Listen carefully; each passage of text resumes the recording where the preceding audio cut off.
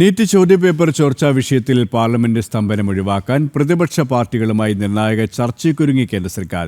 മുൻകൂട്ടിയുള്ള ഉപാധികൾ മുന്നോട്ട് വയ്ക്കാതെ ചർച്ചയ്ക്ക് സഹകരിക്കണമെന്നാണ് സർക്കാരിന്റെ നിലപാട്. വിഷയം ചർച്ച ചെയ്യാൻ വിവിധ പാർട്ടികളുടെ സഭാ നേതാക്കളുടെ യോഗവും വിളിച്ചു ചേർക്കും. നീറ്റ് പരീക്ഷാ വിവാദത്തിൽ പാർലമെന്റിൽ ഉയരുന്ന പ്രതിഷേധങ്ങളും സഭാ സ്തംഭനവും അവസാനിപ്പിക്കുവാനുള്ള നീക്കങ്ങൾ കേന്ദ്ര സർക്കാർ വേഗത്തിലാക്കി. പ്രതിപക്ഷ പാർട്ടികളുമായി നേരിട്ട് ആശയവിനിമയം നടത്തി പ്രശ്നപരിഹാരത്തിന് വഴിയൊരുക്കാനാണ് ഭരണപക്ഷത്തിന്റെ തീരുമാനം. ചോദ്യപേപ്പർ ചോർച്ചയുമായി ബന്ധപ്പെട്ട എല്ലാ ചോദ്യങ്ങൾക്കും വ്യക്തമായ മറുപടി നൽകാൻ തയ്യാറാണെന്ന സന്ദേശമാണ് കേന്ദ്രം നൽകുന്നത്.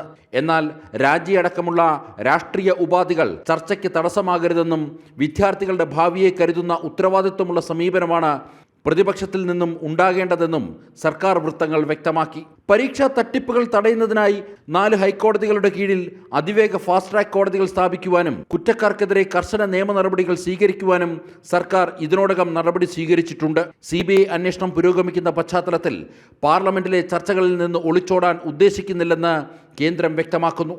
സഭയിലെ സ്തംഭനം നീക്കി പ്രശ്നപരിഹാരത്തിന് പൊതുസമ്മതമായ ഒരു വഴി കണ്ടെത്താൻ എല്ലാ രാഷ്ട്രീയ കക്ഷികളിലെയും സഭാ നേതാക്കന്മാരുടെ യോഗം ഉടൻ വിളിച്ചു ചേർക്കും. വിദ്യാർത്ഥികളുടെയും രക്ഷിതാക്കളുടെയും ആശങ്കകൾ പരിഹരിക്കാൻ പാർലമെന്റ് ഒന്നിച്ചു നിൽക്കണമെന്ന നിർദ്ദേശമാകും കേന്ദ്രം മുന്നോട്ട് വെക്കുക.